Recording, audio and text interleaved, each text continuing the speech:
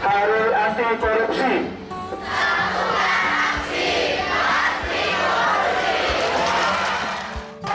Pagi-pagi luar biasa, tetap semangat, yeah!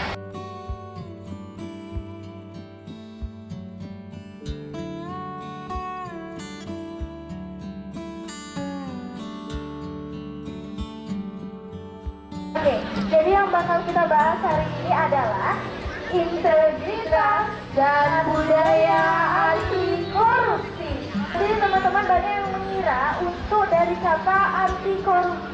Pasti kalian udah mikirnya tentang yang jauh-jauh, kayak misalnya pejabat yang menyelap uang negara atau hal-hal lainnya itu.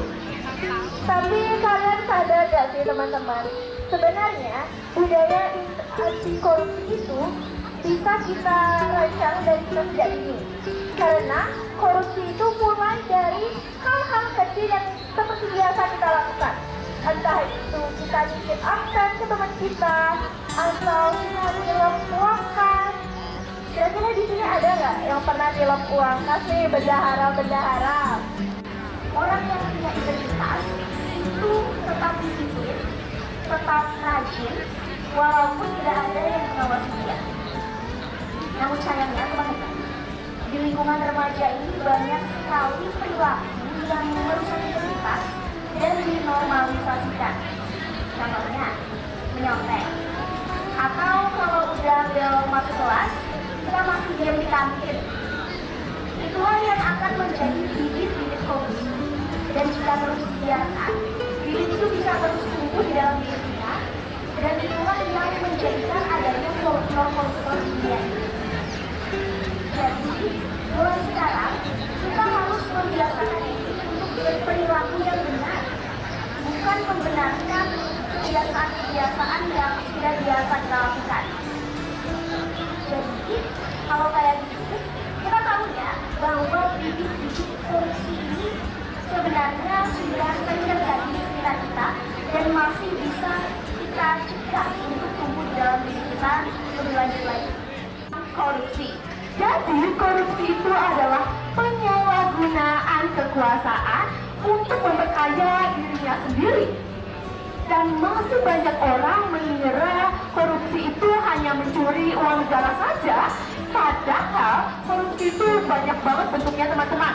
Contohnya seperti pungli, gratifikasi, dan hal curang lainnya. Contoh simpelnya, pasti kalian punya namanya bendahara atau wangkas kan? Nah jadi kalian tuh lagi rajin-rajinnya bayar uang kas, tahu-tahunya malah dikorupsi oleh bendahara untuk kepentingan pribadi. Nah jadi itu salah satu contoh korupsi di lingkungan kelas. Jika hal ini dibiarkan, lama-kelamaan akan menjadi korupsi yang besar loh. Nah di sini aku akan membahas tentang nilai-nilai anti korupsi nih teman-teman. Jadi, kalau kita bahas tentang korupsi, pasti di pikiran kalian korupsi itu hanya untuk pejabat ya sih? Enggak kan, Kak? Betul banget. Padahal korupsi itu terjadi karena hal-hal kecil. Halo semuanya? Bisa fokus dulu? Tepuk semangat deh! Tepuk semangat! Semangat!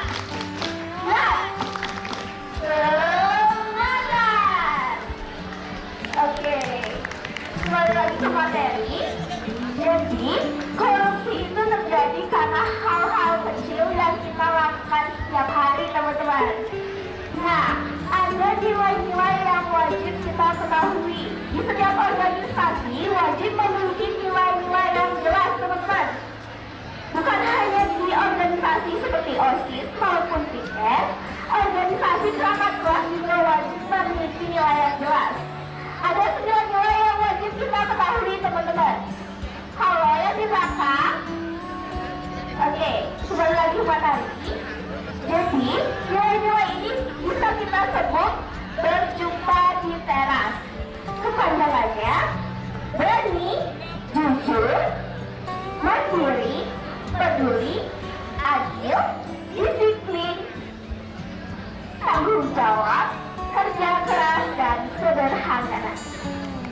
Jadi, di setiap organisasi bukan karena programnya yang jelek atau ide-idenya yang jelek, tapi karena nilai-nilai ini belum tertanam pada diri mereka. Contohnya, bendahara yang gak mau transparan pada uang kas nih teman-teman. Bendahara kalian udah transparan belum? Sudah? Oke, good job. Jadi, bendahara itu wajib transparan akan uang kas, karena itu uang milik bersama teman-teman. Karena kalau misalnya bendahara tidak transparan akan uang kas, itu contoh manipulasi teman-teman. Pemerintah menekankan bahwa ada 3 hal yang wajib kita ketahui. Yang pertama kejujuran, objektivitas, dan yang terakhir etika. Kalau kalian disuruh memilih pemimpin, apakah kalian memilih pemimpin yang sudah disiplin? Tidak. Apakah kalian memilih pemimpin yang tidak bertanggung jawab? Mana nih suaranya? Apakah kalian memilih pemimpin yang tidak bertanggung jawab?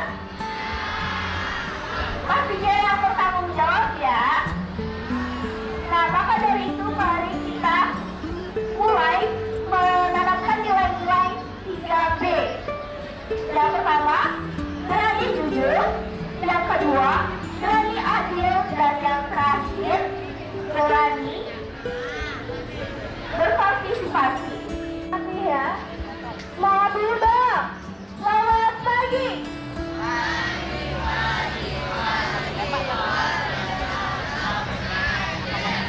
Oke, jadi sekarang kita akan membawakan materi yang sangat penting banget nih, yaitu bagaimana cara kita membangun budaya anti korupsi di sekitar kita sebagai remaja.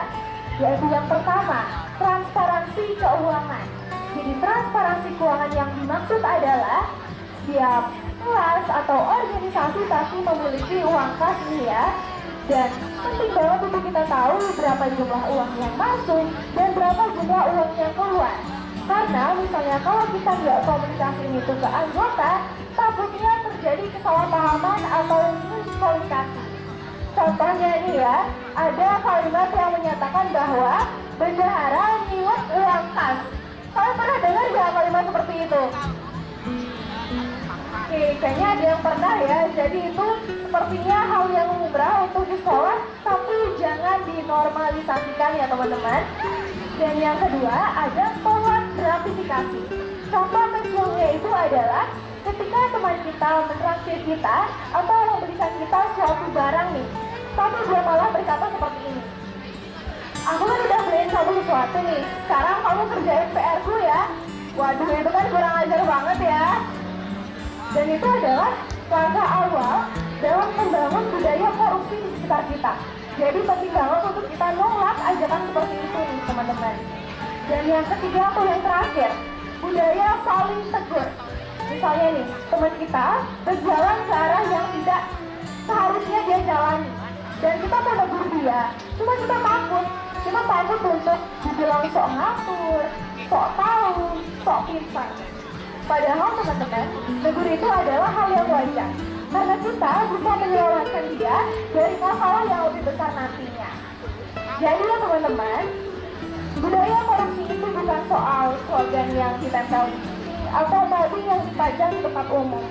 Tapi bagaimana cara kita bertindak atau bersikap di dalam kehidupan sehari-hari. Karena kalau bukan kita, siapa lagi? Karena bukan sekarang, kapan lagi? Dari masalah sampai solusi yang tadi udah dipaparkan sama pemateri kita yang keren banget. Boleh tolong kasih tepuk tangannya dong? Oke teman-teman. Jadi melakukan kecurangan kecil seperti ini itu dampaknya domino effect. Jadi domino effect ini merupakan sesuatu yang bisa berdampak ke orang lain dan bisa berpengaruh ke orang lain. Nah, misalnya kita ambil contoh dalam budaya mencontek. Misalnya ada seorang siswa yang malamnya nih udah belajar mati-matian dan tapi besoknya ketika dia ada di ruang ujian, dia punya teman otomatis dia pasti berpikir, kayaknya ini normal deh. Besok-besok aku ikut nyontek aja deh, nggak usah belajar.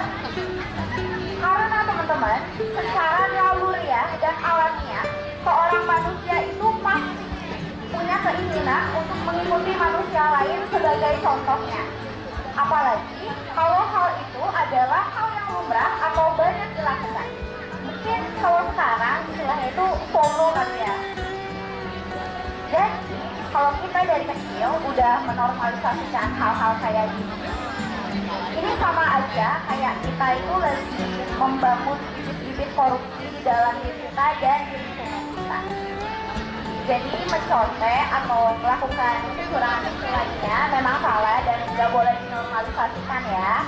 Tapi kalau kita udah pernah melakukan hal itu, bukan berarti nggak bisa diubah teman-teman. Bukan berarti nggak bisa diperbaiki.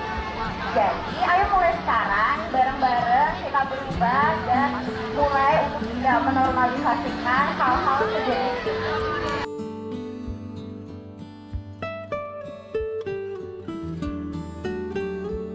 Apa contoh perilaku kecil yang termasuk tindakan korupsi di lingkungan sekolah?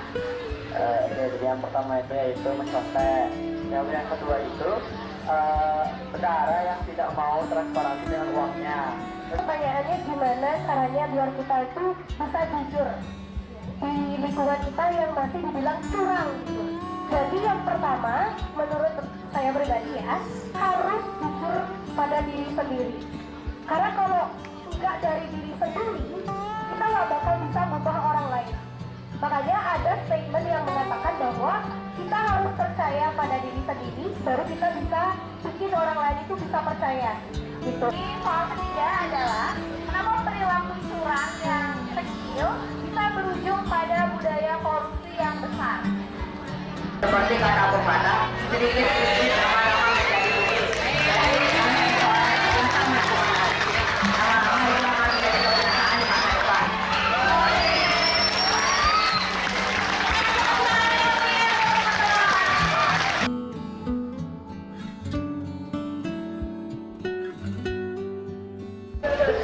Gimana caranya kita untuk menolak ajakan teman yang berbuat curang dengan berusaha jaga pertemanannya. Jadi dengan menolaknya dengan bahasa yang sopan dan juga kita bisa menasihatinya dengan baik bahwa perilaku